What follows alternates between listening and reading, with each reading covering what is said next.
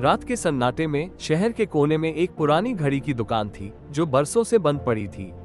आर्यन, जो एक युवा खोजी पत्रकार था, अपने अगले स्टोरी के लिए कुछ नया ढूंढ रहा था।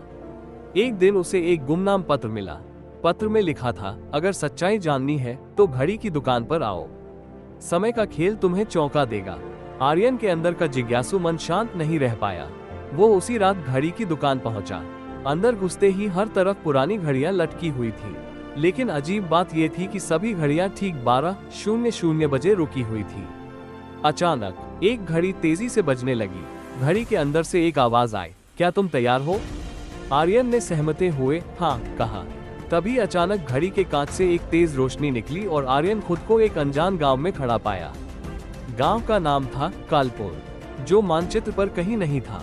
गांव के लोग अजीब थे, जैसे समय में फंसे हुए हो। सभी के चेहरे पर डर था। उन्होंने आर्यन को देखकर फुसफुसाना शुरू कर दिया, यह वही है, इसे समय की सच्चाई बतानी होगी। आर्यन को समझ नहीं आया कि यह सब क्या हो रहा है।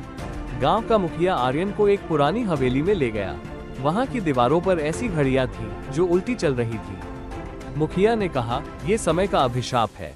इस गांव में जो भी आता है वो समय की कैद में फंस जाता है। लेकिन तुम चुने हुए हो, तुम्हें इसे खत्म करना होगा।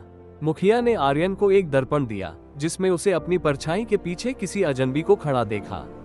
वो चौंक गया। मुखिया ने बताया कि यह वही है जिसने समय के इस खेल को शुरू किया। उसे हराने के लिए तुम्हें साहस और बुद्धिमानी दिखानी होगी। आर्यन ने अपनी परछाई का पीछा किया और उसे एक पुराने कुएं के पास पाया। परछाई ने एक डरावनी आवाज में कहा, तुम यहाँ से नहीं बच सकते।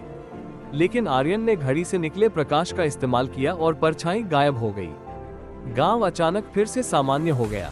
लोग मुस्कुराने लगे और घड़ियां फिर से चलने लगी। मुखिया ने कहा, तुमने समय के इस अभिशाप को तोड़ दिया। लेकिन इससे पहले कि आर्यन कुछ कह पाता, वो खुद को अपनी पत्रकारिता के ऑफिस में बैठा पाया। उसकी घड़ी में सुबह के ठीक 7 बजे थे। उसे समझ नहीं आया कि यह सपना था या हकीकत। लेकिन उसकी मेज पर एक नोट रखा था, तुमने समय को हराया, लेकिन कहानी यहीं खत्म नहीं होती। सीख, जीवन में समय बहुत कीमती है। कभी कभी हमें ये समझने के लिए खुद को समय के साथ बहाव में छोड़ना पड़ता है कि सबसे बड़ा रहस्य हमारी अपनी ताकत में छिपा है।